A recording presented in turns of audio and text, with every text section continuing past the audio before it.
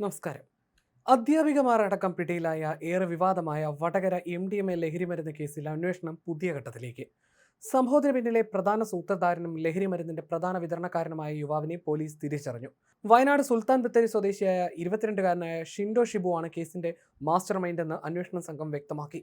പിടിയിലായ അധ്യാപികമാരടങ്ങുന്ന സംഘം ലഹരിമരുന്ന് വാങ്ങുന്നതിനായി പണം നൽകിയിരുന്നത് കണ്ണൂർ ഇരട്ടി സ്വദേശിയും ഓൺലൈൻ ഡെലിവറി ഏജന്റുമായ ജിജിൽ കുര്യാക്കോസിനായിരുന്നു. എന്നാൽ ജിജിൽ ഈ തുക മുഴുവൻ ഷിൻഡോ ഷിബുവിന്റെ ബാങ്ക് അക്കൗണ്ടിലേക്കാണ് ഡിജിറ്റലായി കൈമാറിയിരുന്നതെന്ന് പോലീസ് അന്വേഷണത്തിൽ കണ്ടെത്തി. കേസിൽ വിതരണം ചെയ്ത MDMAയുടെ യഥാർത്ഥ ഉറവിടം ഷിൻഡോ ഷിബു ആണെന്ന് വ്യക്തമായതോടെ ഇയാളെ വലയിലാക്കാൻ പോലീസ് ഊർജിതമായ നീക്കങ്ങൾ ആരംഭിച്ചിട്ടുണ്ട്.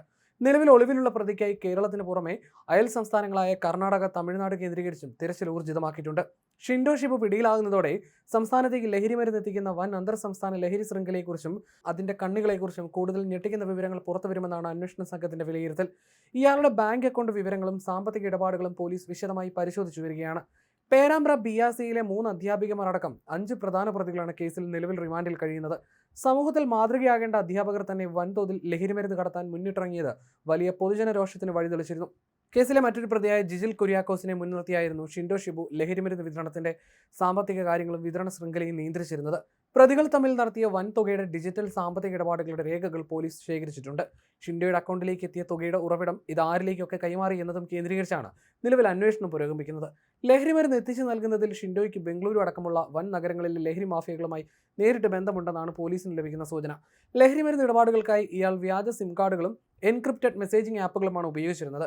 അധ്യാപികമാർ ലഹരിക്ക് അടിമപ്പെട്ടതാണോ അതോ സാമ്പത്തിക ലാഭത്തിന് വേണ്ടി ലഹരിമരുന്ന് കച്ചവടത്തിന്റെ ഭാഗമായതാണോ എന്നതിനെക്കുറിച്ചും പോലീസ് അന്വേഷിക്കുന്നുണ്ട്. അധ്യാപികമാരുടെ സാന്നിധ്യം കേസിനെ കൂടുതൽ ഗൗരവമുള്ളതാക്കി മാറ്റുന്നുണ്ട്.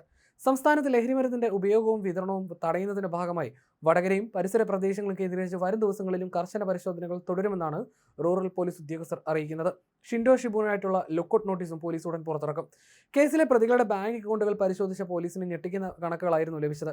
വെറും 6 മാസത്തിനിടെ പ്രതികളുടെ ബാങ്ക് അക്കൗണ്ടുകളിലൂടെ 2 കോടിയോളം രൂപയുടെ സാമ്പത്തിക ഇടപാടുകളാണ് നടന്നിട്ടുള്ളത്.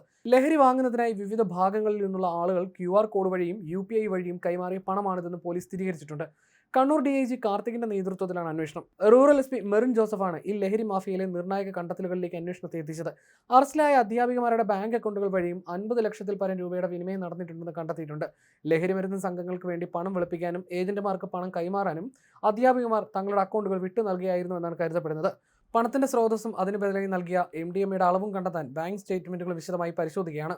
ചെറിയ തുകകളായി നടന്നിട്ടുള്ള 100 കണക്കിന് ഇടപാടുകൾ വ്യക്തമാക്കുന്നത് ഈ ശൃംഖല സമൂഹത്തിന്റെ താഴെത്തട്ടിലേക്ക് ഇവരെ പടർന്നു പന്തലിച്ചിട്ടുണ്ട് എന്നതാണ്.